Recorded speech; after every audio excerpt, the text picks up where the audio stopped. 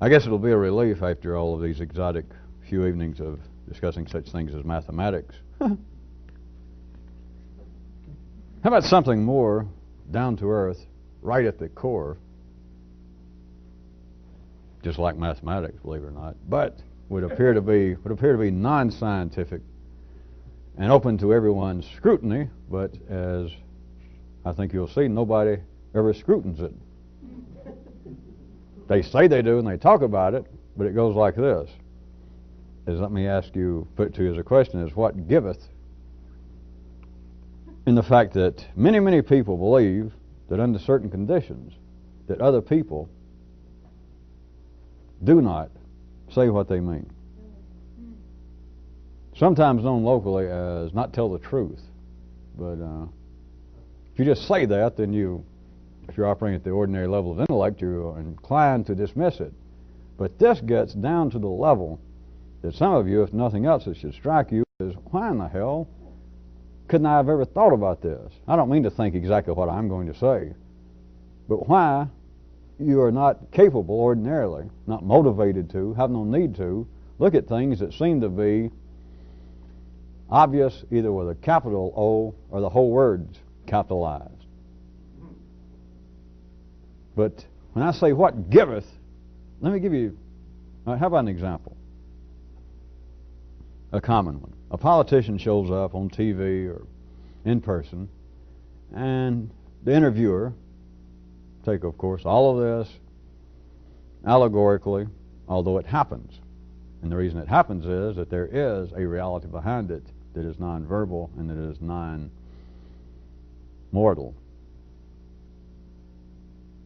That is, it is not simply for the basis, it's not simply for the sake of running human affairs, is all I'm insinuating right now. I'm not insinuating anything else. I wonder if he's saying what he means. All right. A politician, the interviewer says, either before or after, he says, we'd like to thank you, Senator so-and-so, for being here, and you're going to discuss House Bill number 247 that has just been passed out of committee and is just yesterday and was passed by the full Senate. And the senator says, well, Mr. Smith, it is indeed my pleasure to be here. I'm honored to be here so that I can have the opportunity to speak to my constituents, to the public, and to tell them, since I was in on it, but to tell them the details and the benefits of this new law. Now, there is a sizable segment of humanity who are wired and primed up by life that to either on their own or if anything at all seems to give them any impetus, or if they were questioned directly, they would say, what a bunch of crap. That pompous bastard.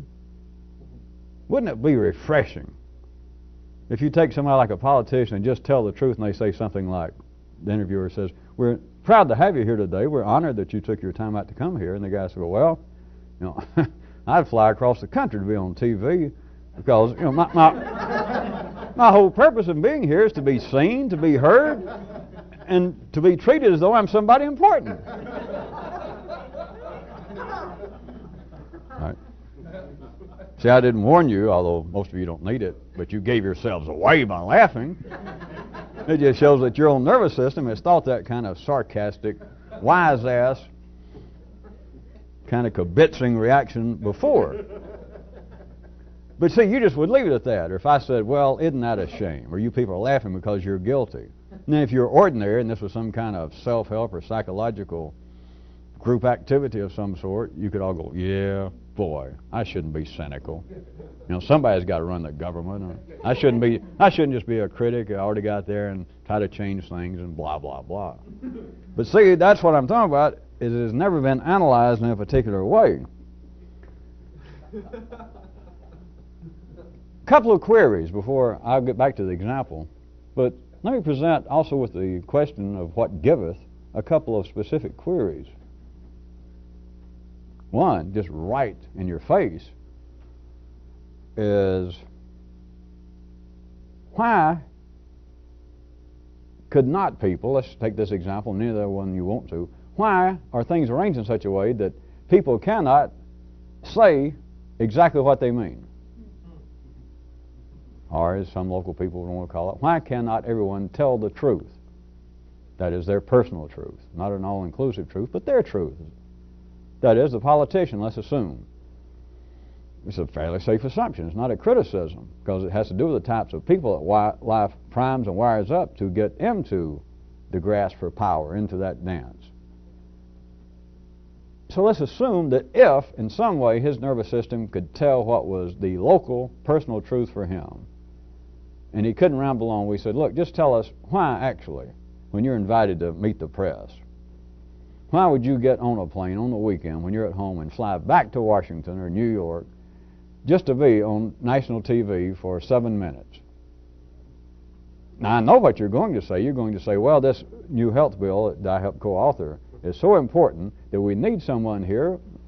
I say this humbly, but I helped author the bill. We need someone here to explain it to the public so that they'll know what the benefit. And if I said, oh, come on, what's the real reason you're doing it? Somebody else could do it. Let me be charitable about it and say you're not the only person that could do it. We got reporters around been trailing this bill throughout its history. They could probably give a good report of it. Why are you actually going? Well, I'm going just because the same reason I went into politics. I want to be a big shot. I want people to look at me.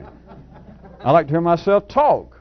I like to look up on the monitor and see my little face up there. Why can that not be done?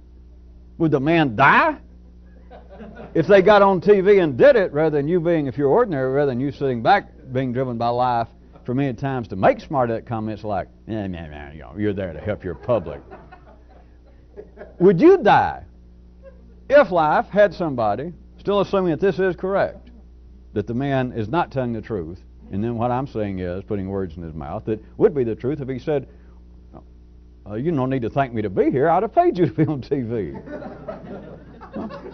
And don't worry about asking me specifically about that bill. Ask me about anything. Ask me, what kind of underwear I wear. Ask me, as long as I'm here on TV, that's all I want. If you were sitting there and heard that, not only I'm asking you, would he die and explode and blow away, but would you die? Would you suddenly would there be marches in the streets? Would you and all of your neighbors suddenly run out of the house and look at each other? Did you hear that? We have got to, let's all get on our high horses, if not the Greyhound, and get to Washington quick. We've got to lynch this man. What is the big deal? The second query I was going to give you is, without confession, which they could not do and it's not going to happen, without confession, the first question, based on the example, that is that a politician, we held him down and tickled his nervous system in a real secret place, and he went, oh, all right, I'm not here to talk about that bill. I'm not here to talk about any bill. I'm here to play big shot. Without that kind of confession, which you're not going to get, remember this, there is no proof whatsoever that that man is not telling the truth when he says, I am here to do that bill, all right? Now, don't wander off on your own and say, if any of you got really psychologically smart and say, well, there's a damn good chance he is because that's what I'd be doing. Wait a minute. There is no proof available that this politician or anyone else, sans confession, which you do not get under ordinary conditions. Without a personal confession, there is no proof, historically, there is no proof right now, that anybody does less than tell the truth. That there's no proof available that any other person does anything less than say exactly what they mean when they say, we're proud to have you here, Senator so-and-so. We know that you had to take the double red-eye special to get back here just for this program, and we thank you so much. There is no proof that what he replies about, well, it's my privilege. I'm honored to be here because I'm here to help serve my public, and I want to help the people understand the new bill. There is no proof coming forward to ever prove that. There's never been any. There is none now. Don't lose your place. I'm still in the second query. Now my query is this. What giveth that large segments of humanity, to say the least, are wired up to believe that other people are not saying what they mean? Think about it. You laugh good at the first one. Of course, now you're getting serious, taking notes and squinching up your eyes. Since there is no proof available, you've never had any. You just never looked at it this way. You just accepted it as a fact that people lie. Then my example is probably a great example. That those kinds of politicians, those mealy-mouthed sons of bitches saying, well, I'm proud to be here, Morley. I'm glad that, or David, for you to interview me so I can help the public. He does not care about help the public. He'd steal pennies off a blind man's eyes if they still had those kind of ceremonies. You say that, but there's no proof. You have never heard any politician, or anybody, but saying this example, you've never heard any politician say, well, David and George and the rest of you, I'm proud to be here just so I could take the, I'm tired of lying. I'm just here to try and puff myself up. That's never happened. There's no proof. You've never found a psychologist. You've never found a biochemist. You've never found a neurosurgeon. You've never found anybody that even has statistics that suggest that we can prove that many times people are not saying what they mean.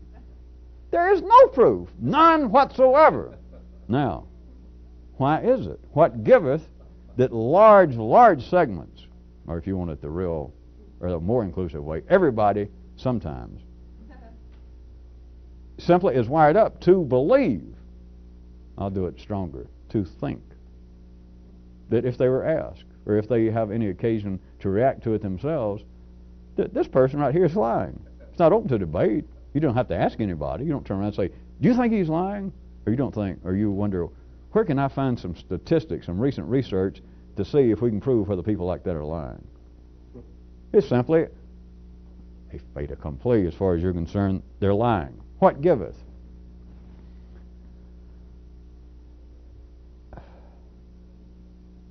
It is the way in which I was attempting to get you to look at it and sketch it out. All such inquiries always have a way that you can ask two questions that are things this way. Is life operating in this way? If so, what's the purpose?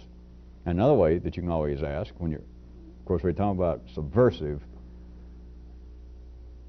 views of things, not the ordinary obvious study of it, to ask, is life operating in this way?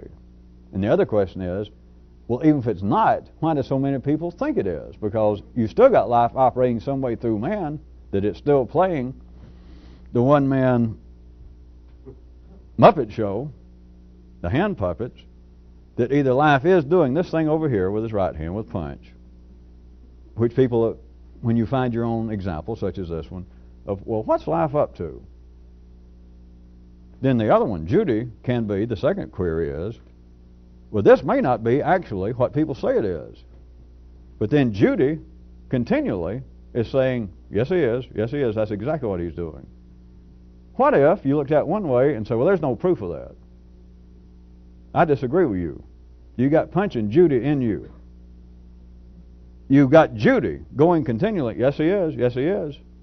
Of course, then you can even get better, but you end up at the three-dimensional level of running in circles, because then you can say, well, wait a minute. What if Judy is not telling the truth? Three-dimensional, that won't get you anywhere. If you get good enough to get past that point, then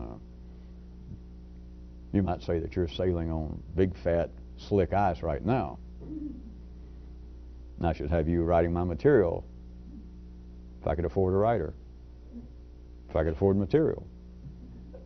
If there was material. You know, carry it on. I got to press on what I was going to say.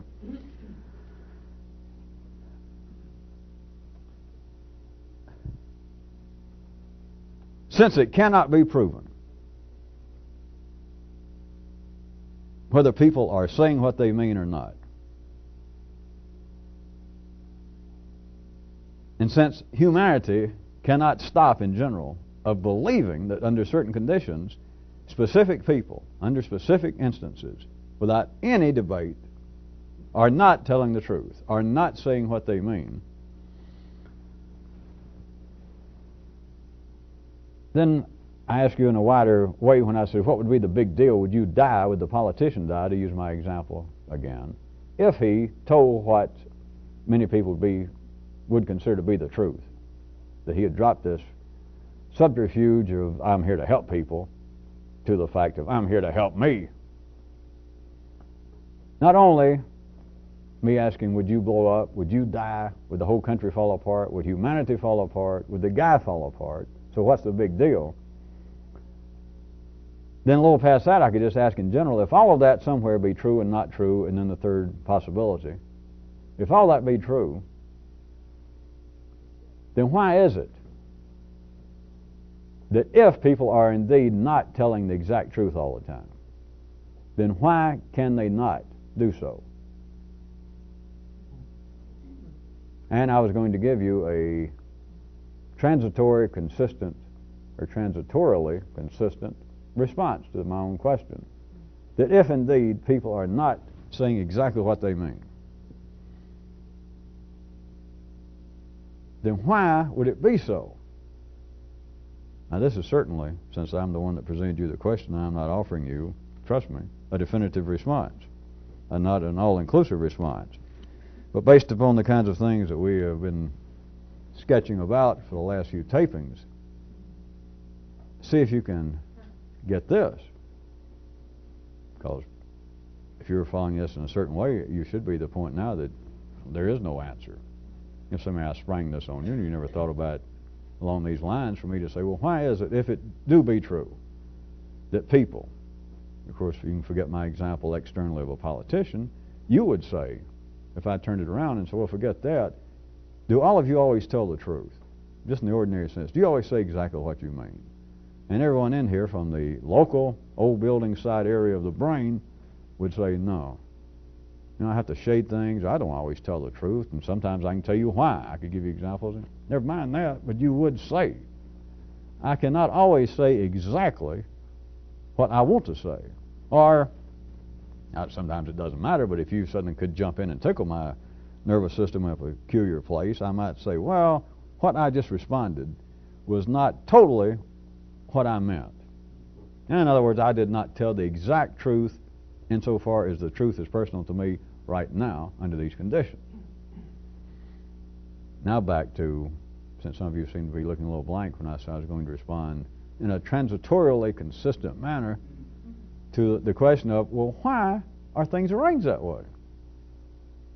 Wait a minute, before I give you my response, I got to go a little bit further. Some of you, I can see a small twinkle. Look at all of the real beauty, not poetic, flim-flam beauty of people going, phew, at least I didn't die today, and that kind of stuff. But I'm talking about the beauty, the balance, the efficiency of life. For those of you that ever get a glimpse of it, that there's no wasted motion, no wasted energy, there are no dots, there are no periods, there are no commas mislaid. You just don't know. Forget a 24-cylinder Ferrari engine. So, everything, you just have to, I guess, take my word sort of right there for the, metaphorically speaking. Everything arranged like this. Just this huge piece of vivus machina. Then in the midst of it, man, as far as any of you can see, being the epitome, the overseer of all this, then in the midst of all that, why should things get down to some kind of real chicken flop level, real chintzy level, that here it is, we got men designing vehicles to fly out in space and do all sorts of marvelous things, and these same men sit around, and if somebody says, well, we're glad to have you here, it was a lot of trouble for you to get here, and the guy, as they call it, can't tell the damn truth. That is, he just can't say, well, you don't have to thank me for being here, I would have paid you to be here. What's going on? That life has all this other stuff that seems to be so straightforward, but it gets down to men discussing what seems to be their own motivations. And a man cannot simply, let's go back to my politician, and I'm not using him in a pejorative sense, let's consider that he is a reputable, well-respected member of the U.S. Senate or in some other tribe and nation on this planet. Let's say that he's got a doctorate degree in physics. He's co-authored not only health bills, but much of our space, the legislation supporting NASA and other things he has written, not just in an offhand manner, he keeps up with it. Maybe he's even on a list of upcoming astronauts. The man is no dummy. At the ordinary level, the man is at the cutting edge of intellectual wherewithal, science, technology. And they say, what a thrill it is for you to go to all the trouble to come here on a Sunday for the news, the televised news conference, and for him to say, no need to thank me. I figured you guys knew people like me. I'd show up for nothing. I'd probably pay you. I don't guess I should say that because network probably wouldn't like it. They probably wouldn't want you to take the money. But at any rate, no offense, but I thought everybody knew that. Well, go ahead with the question. If that's the truth, which you got to remember this, there's some reason that the world is populated with people who believe that, even if it can't be proven. They believe it. So if that be true, why can't that guy say that? Why is life arranged in such a way that it has this unbelievable, once you begin to see it, is what I meant by beautiful, just staggering nexus of connections all throughout humanity, which is the heart of it. Because if it wasn't for that, this planet would just be another planet, be another little whirling orb in a small solar system. But man has done all these things. And that you've got this creature here that internally, a nervous system, a brain that is just staggering what little that the brain can see of itself, or try to make comparison of itself with setting up programs computer-wise. And for all of that to be going on, and you get down to something as simple, from one view, if you're following me, is one person saying to another, we certainly thank you for being here. I know it was through great efforts that you came here today, and we're honored for you to be here. And if, as many people believe, that the truer response would be for the guy to say, hey, don't thank me, I'd have paid you to be here. You know people like me, all I want to do is be on TV and hear myself talk and try and impress other people. So go ahead, don't thank me. Anytime you want me, let me know. Go ahead now, what's the question? What's going on that you get down to some, is what I meant by chicken flop. Just from one viewpoint, it would seem to be of almost no consequence. And yet people believe, people think that this is going on continually, not just politicians, but you meet somebody and they do a little business with them, they say, I really appreciate your business. Be sure and come back and see me. And people walk out and think, what a load of crock. The only reason he thanked me was he overcharged me for that job. Thanked me for coming back. I guess they're having a big laugh the way they took me. I didn't know any way out. I don't have time to try and sue the people over this amount of money, but I've been took again. If a guy to stand right in my face and go, I appreciate your business. And for somebody to say, boy, you are a living jewel. You are beautiful. I have never loved anyone like you. And then sometimes something goes wrong. You got indigestion or something happen, and you think, boy, what a bunch of it. If all that be true, again, you're faced with my first two inquiries, or one of the two. There's no proof of it unless you get a confession, which is another matter altogether, because that's going to be under different circumstances, and you cannot trust a confession. I wasn't going to get off into that. But withstanding having a confession, there is no proof whatsoever, none. And yet you're wired up to believe it. Should be one of the continuing inquiries is, why is life wired up things? What if everybody's telling the truth? Everybody. You're still left with the question, well, why has life got this inefficient way, from one view? Why has life got a whole bunch of us thinking that the rest of us are not telling the truth? What if it could be proven? What if I could come out of the proof and say everybody is? Of course, you would be open to some question individually because you think that you don't tell the truth at times. But even that's too complicated to get into tonight, or maybe forever. But why are things arranged in such a way that life has everybody to some degree here and there thinking that other people are not saying what they mean? What in the world is that accomplishing? Did life just take a nap somewhere? When life was loading up this particular part, did it, in contradiction to Kairut, did it look off when it was loading? And it forgot? Or it let this get on the ark? They got the wrong sort of thing, like, well, people don't always say what they mean. Well, let's try that and see what happens. It's good for a joke, and then the phone rings, and gods walk off, and they forget about it. What giveth? Now, I said I was going to give you offer a kind of transitorially consistent response to my own question about why, possibly, do things operate this way. I'm going to give you more of an operational hint than trying to insinuate the direct purpose, because the purpose is so obvious all of you should know it. Operationally, the tune goes something like this, that ordinary intelligence can only operate locally, and therefore it can only deal with matter spasmodically, episodically.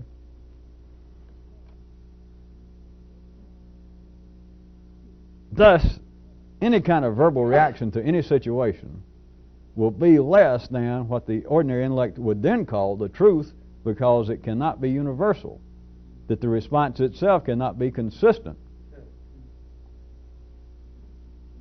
Well, if this makes you feel any better, it wasn't that hard. I'll do it again. Remember, the question I was asking is, why might it be, assuming it's true, that just continually people cannot tell the absolute truth? They cannot fully, disingenuously say what they mean when somebody says, we're glad to have you here.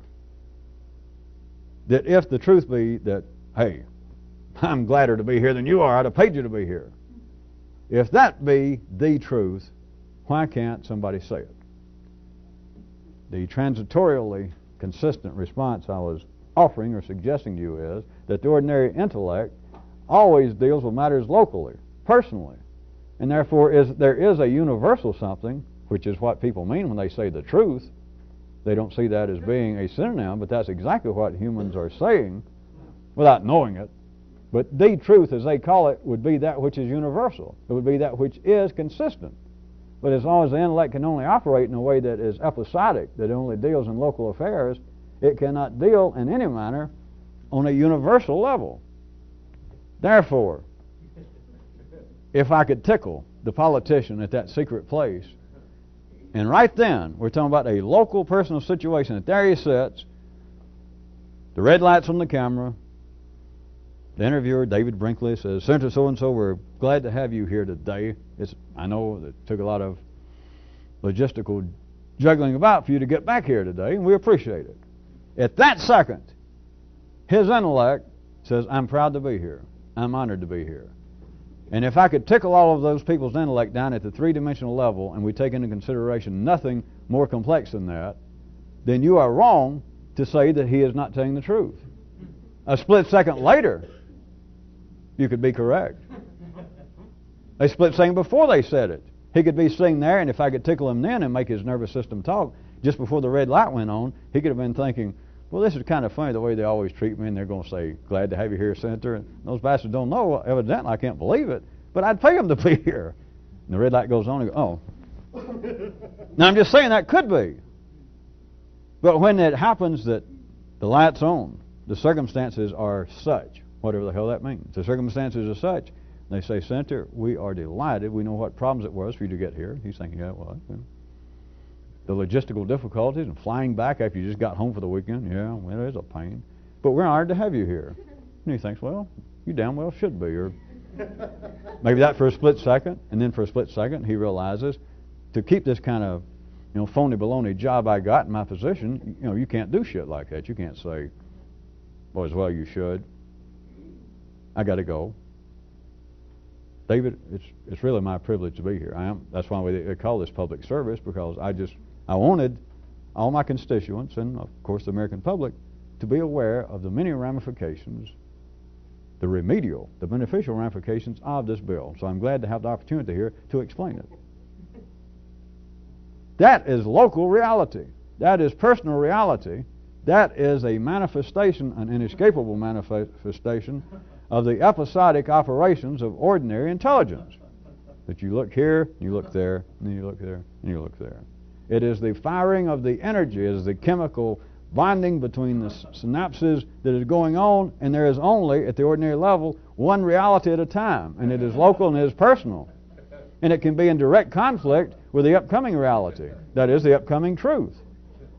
But for the truth to exist the way ordinary people say it, you would have to have something beyond the ordinary level of local reality. Local intelligence, it'd have to be universal. That is, you would have to know that all this is going on in you. And ordinary people do not. It's all you guys can do there. Every now and then you get a touch of this. Well, just enough that it keeps you addicted, which is it's not my fault.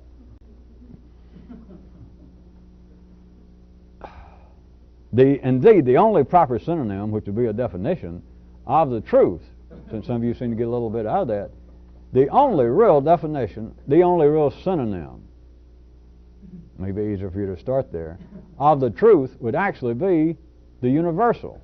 Anything less than that.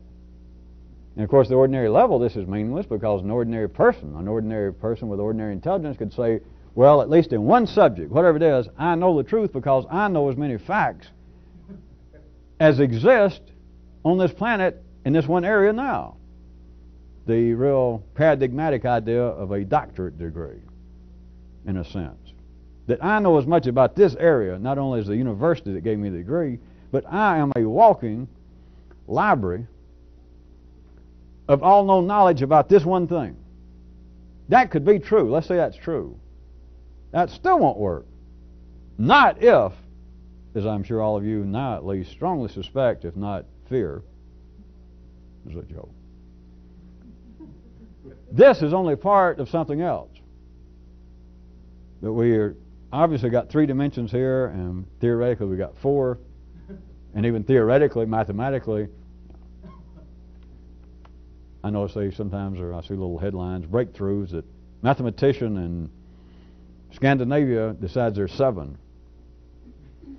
Then 2 months later, boy, a major breakthrough. A Russian mathematician says, oh no, mathematically there are 11. Oh my God, not really.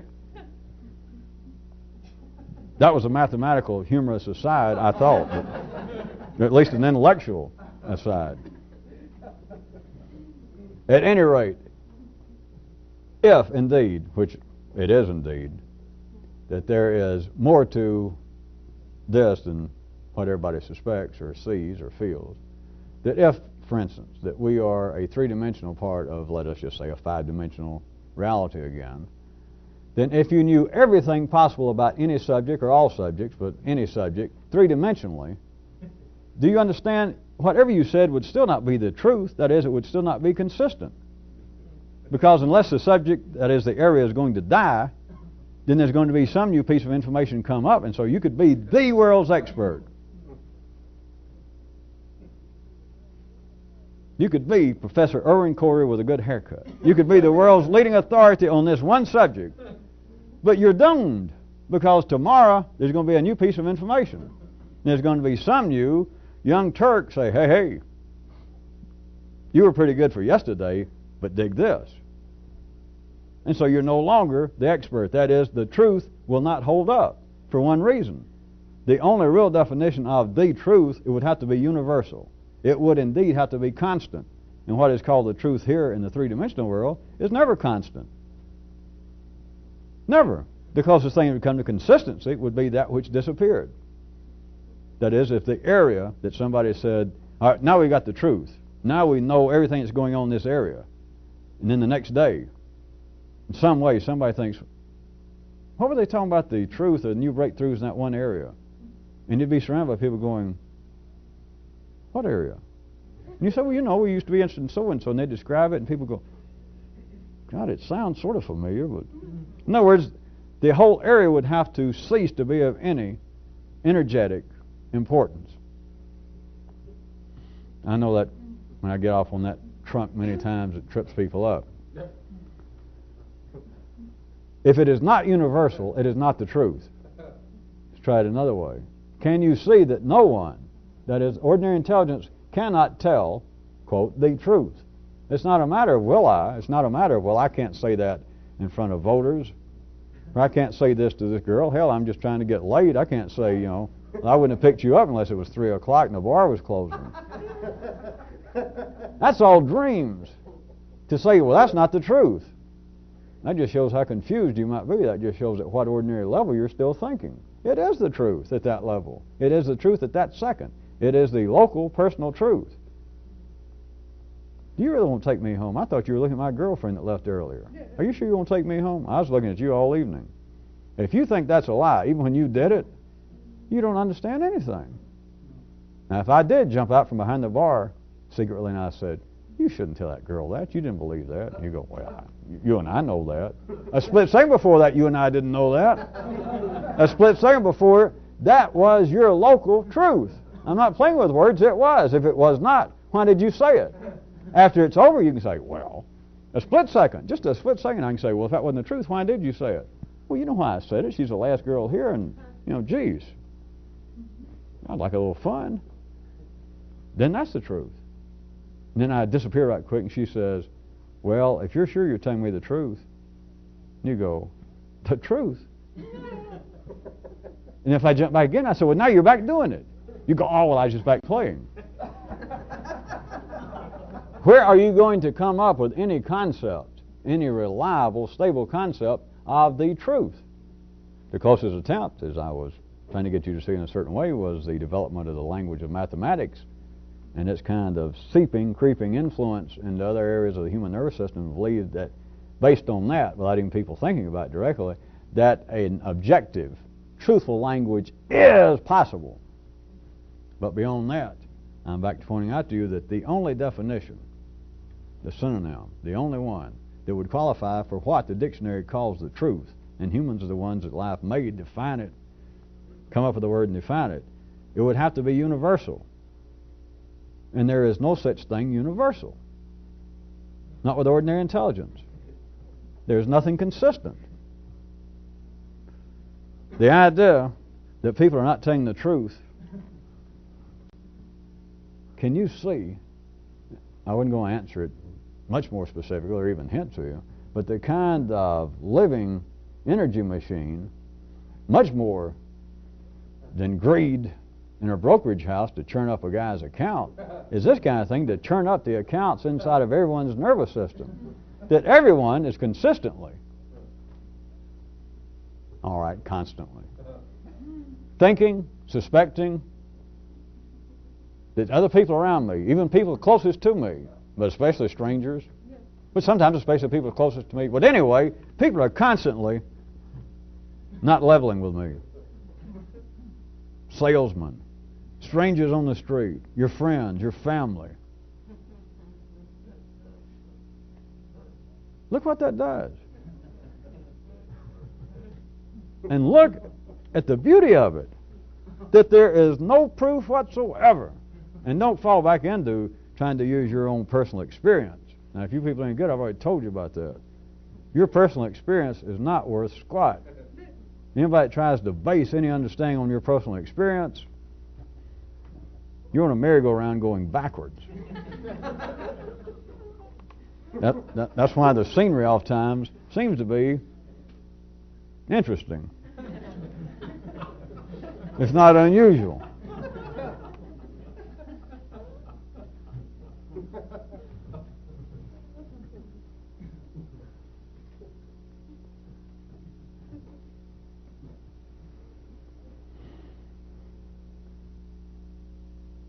There is no proof, none has ever been offered, which is really another little side step that some of you should get to the point of being able to do such as this on your own, is not only is there no proof whatsoever that people ever say less than what they mean right then.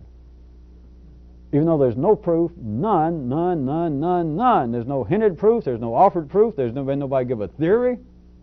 If you don't forget proof, nobody's even offered a theory. You just never thought about it.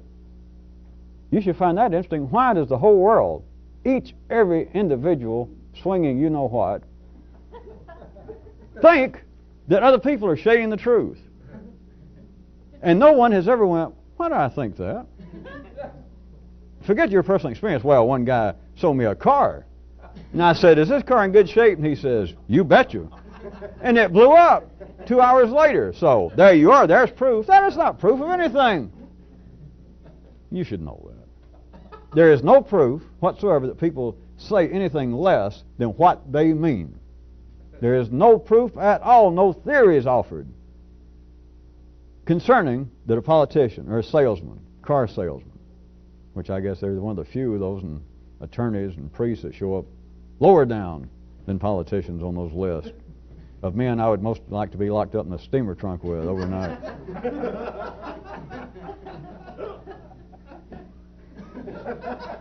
The salesman, you say, all right, I'm about to buy this car, but now you tell me the truth. I got a sick mother. I'm behind in my house payments. I need a car real bad. Now tell me the truth. Is this a good car? And he says, yes, you betcha. And then just because it blew up on you 2 hours later, if you think, well, wait a minute, that's proof that at that moment, under those conditions, that guy was telling me less than what he meant, you don't understand anything. You're hung up with the surface drama of life. You're going to be driven by it forever. I hate to say the obvious, because this is based upon words, but if any of you need any little push, at that moment, when you ask the salesman what he said he meant, you betcha. That was local reality.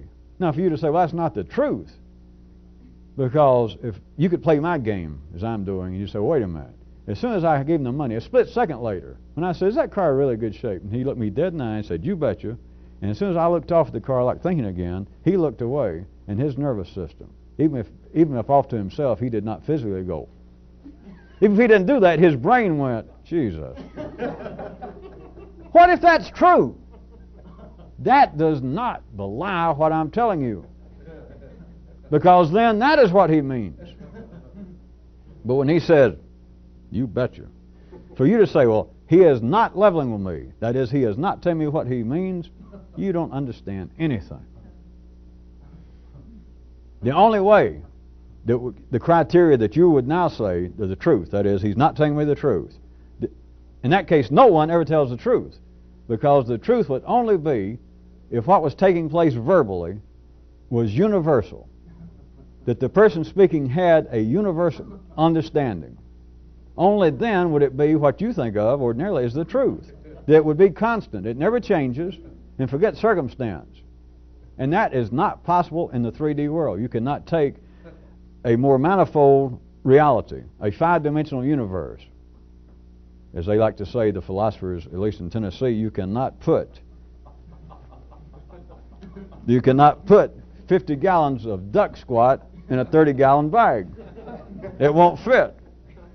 It will not fit. You can do anything you want to, and there's going to be some left over. You can take 5D reality, which would be what you call the truth, and no matter what you do to it, you can paint it, you can put icons on it, you can stained glass it, you can call it a religion, you can call it a science, you can refer to it as psychology, and you put it in the 3D world, you can put it this way, you can turn it this way, and you can put it up here, and you can turn it, and it's not going to all get in there. And so when people say, well, there's something wrong with humanity, there's a moral flaw in humanity, that people cannot tell the truth, that's all you're saying. What you're saying is, three-dimensional reality will only handle three-dimensional reality. Something cannot swallow something bigger than its own mouth. That's all you're saying. And so if you're going to be continually running the rest of your life, whether you consider it a big problem or not, it does have a continuing effect on your nervous system, because it's part of the energy that runs it and churns it up, of you believing, of you thinking that I am surrounded by people. It's just a matter of nature that people are not, quote, telling the exact truth. They're not saying totally what they mean. Well, it sure is weird that things keep going, isn't it? Well, the things just keep plugging right along, and people are continually, just constantly, I'll even go that far, not telling the complete truth. This whole machinery of life is run on a pack of lies. Well, could be, but lies are just another synonym for error. Just think how great cars would run. Think how we would never have an aborted space exploration. That the way things are now is good as they run, and it's all based on error. They're just a pack of lies to varying degrees. What if we could clean that up? Hey, take your breath away, wouldn't it? I was going to give, for a second, some of you might remember this, there's a kind of institutionalized version of this that goes on. You remember the example I gave? It's some ad agency. It's all over the country now, has been for a while. In local areas, you can hear it, that one bank will get hold of the rights to it, that their punchline of their ads, there's more to banking than money. And I pointed out to you that that's the kind of first story, the way I brought it to you originally, the example, And I pointed out to you that from a more complex view, if you got past just a local version, that is an outright lie.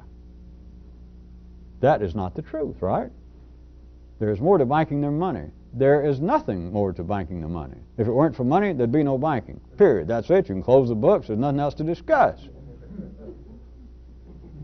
Why is it on an institutionalized level? Of course, there are other ones. I just use that one, and all of you seem to like it because I know that next to priests and attorneys, most of you have a warm spot in your heart for bankers. Used car salesman with a shave. I don't know. With regular hours. But there's one's been going around for several years now, and one of the insurance companies, one of the major ones, that their punchline is, after their ads, is trust is our major policy. Which is not. It can't be. Profit is. That's not open to question. It is. Or some of these all-news radio stations now, all over the country, their punchline, their tagline is, news is our only business. Which is not. Their only business is advertising. The news is just secondary. It's like believing that the television networks or your newspaper is there to inform you or to entertain you. That's secondary. The purpose of their business is to sell advertising. And the only way they can sell advertising is for those that pay for it to believe that somebody's going to see it, read it, or hear it. And the only reason they'll do that, for those that pass for being sort of middle class sane, is there has to be something in the paper, in the periodical, on the radio, on the television, other than just a constant stream of ads. And so between the ads they put on, what they seem to laughingly refer to, I know they're insincere, not telling the truth, but they refer to it as entertainment or information. At any rate, I was going to point out again to you from a different view, this is an institutionalized version of the same kind of dynamic. Why? What's afoot, besides the first story, I'm trying to get you to look at it in a more complex way now, instead of the bank saying, there's more to banking than money.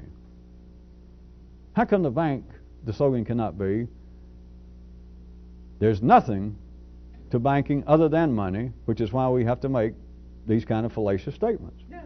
And that be the punchline. That be the tagline for all their ads. It's a little lengthy, I'll give you that.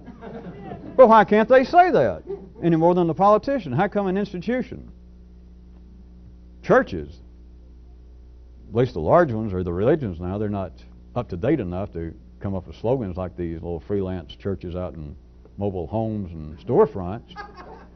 But how about the major religions? If they had one, let's say the Christian church or any of them, their slogan would have to be something like, our business is eternity.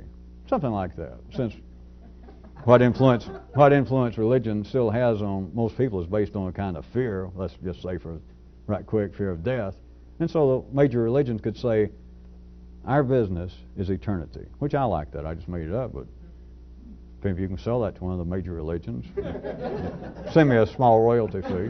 But at any rate, what if they said that? Wouldn't that be a nice one? Especially, let's say the Catholic Church, and big. We're not interested in mundane, routine, little penny-ass affairs. Eternity is our business. That is an institutionalized version of this kind of same thing, because won't they say something like, our slogan, this would be the more manifold slogan. Our slogan up until now has been, and then a quote within a quote, infinity is our business. End of inner quote, comma.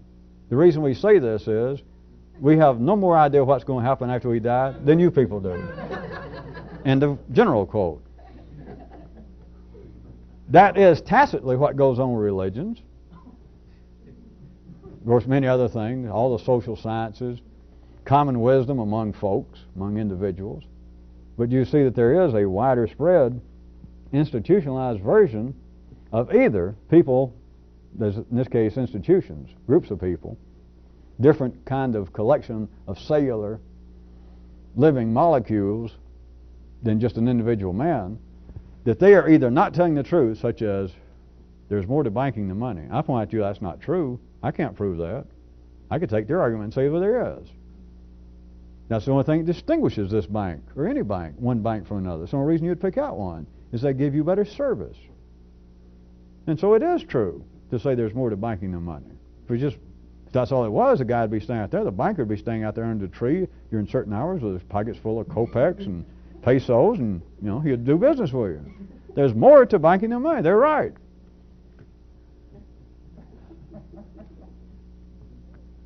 If that is true, why do they have to say it? If anything is true, as you ordinary people call it, why does anybody have to say it? Why does an outstanding statesman have to stoop so low? Now I think of one that had to come on national television and say, "I am not a crook." But why do you have to have all these prophets that when they used to show up before we had better PR men for politicians and be accused of something by the state, that is one part of life's nervous system, accuse another part, of saying, "You've been around trying to cause trouble. You've been attacking the old gods, you've been questioning the common wisdom been going on. You shouldn't do that. You are being blasphemous, or you're being irrational, you're harming the place, you're harming our whole civilization here." No, I didn't say that. No, I didn't mean that. If there is more to banking than money, then why does somebody have to say it?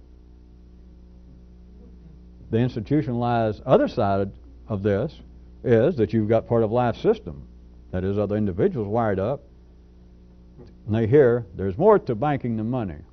Ha! Whether they ever tried to analyze it, or were driven to analyze it specifically verbally, as I've done from my own examples, their reaction to it is, if it wasn't, nobody would have to say blah, blah, blah, blah, blah. Nobody has to make a statement. Life will not make some individual or some institution make a statement unless somebody else is going to go, "Ha!" Unless some other segment is going to go, "No, no." Talk about double talk. Talk about newspeak. Talk about shading the truth. Talk about misdirection. They're just taking just a little bit of the truth. They're not leveling with us. They are not saying exactly what they mean. If that is not going to occur, life does not have some individual or some institution stand up and make a statement. Would you care to try to put that together again with why is it that there seems to be non-truth running rampant throughout history on this planet? And why people think that others constantly do not tell them the truth. Cannot, will not.